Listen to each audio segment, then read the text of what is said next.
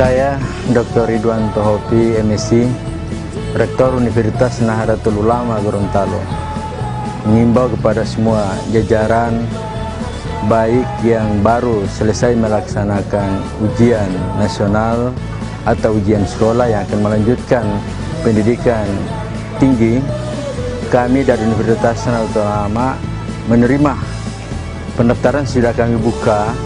Ada dua jalur, ada jalur umum dan ada jalur beasiswa atau KIP kuliah.